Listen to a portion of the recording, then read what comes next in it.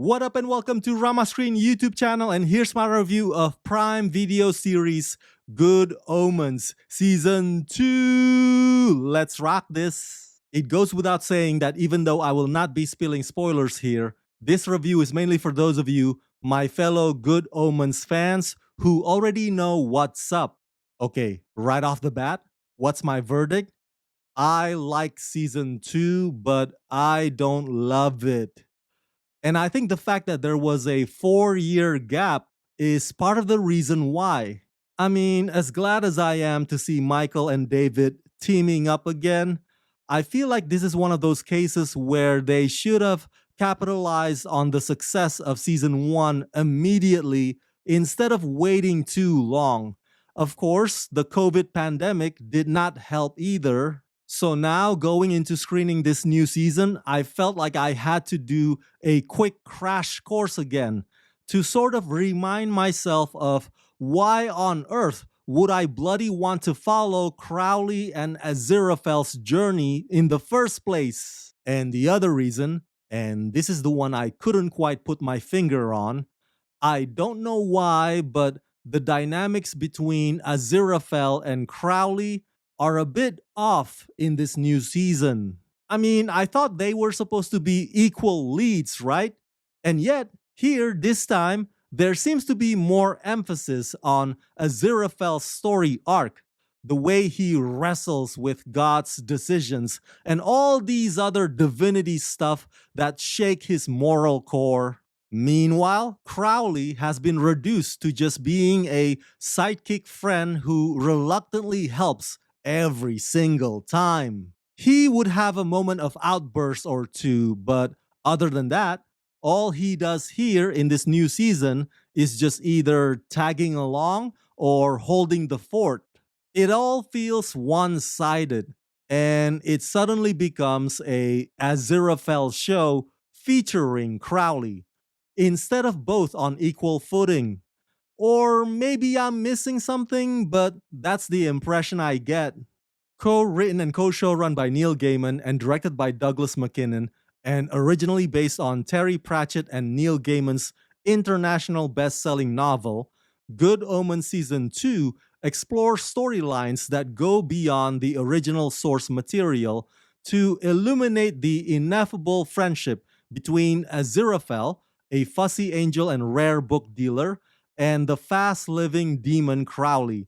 Having been on Earth since the beginning, and with the apocalypse prevented, the duo are getting back to easy living amongst mortals in London Soho.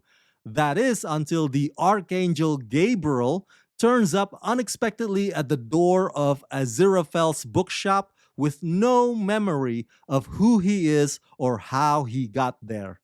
While Crowley is leery as to why the Archangel has come to the bookshop, Aziraphale is keen to solve the mystery behind Gabriel's condition. However, hiding the Archangel from both heaven and hell quickly disrupts their lives in unforeseen ways. To solve this mystery and thwart heaven and hell in the process, the duo will need more than a miracle. They'll need to once again rely on each other. Starring Michael Sheen, David Tennant, John Hamm, Miranda Richardson, and Shelley Kahn. Now, if you're wondering, Rama, is this show still as witty as I remember it? The answer is yes. And by that I mean, if you enjoy dry British humor, well, Good Omens remains the same. I may have mentioned this to you before that in order to gel with Good Omens' brand of humor, you would have to operate on a whole other level of intellect. Because unlike Neil Gaiman's other works such as Lucifer or The Sandman or American Gods, Good Omens' quirkiness is the type that if you miss it, then maybe you are not its target audience. So the first few episodes start out with them trying to figure out what got Gabriel wandering into the bookshop naked. But of course, just like the previous season, each episode also propels Aziraphale and Crowley to their past And this is where we learn of the times when their faith wavers and the times when they actually care about humans more than they're supposed to. So, in terms of that aspect, that is where the writing and storytelling qualities are at their best and most fascinating.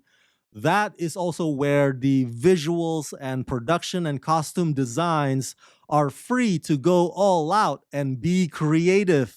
Good Omens is kind of like a time travel show, even though technically it's not a time travel show because the characters are simply just unlocking their old memories. Some of the places that season 2 takes you includes grave robbing in Victorian Edinburgh and Nazi zombies in World War II. I know it gets pretty ridiculous and gnarly, so buckle up.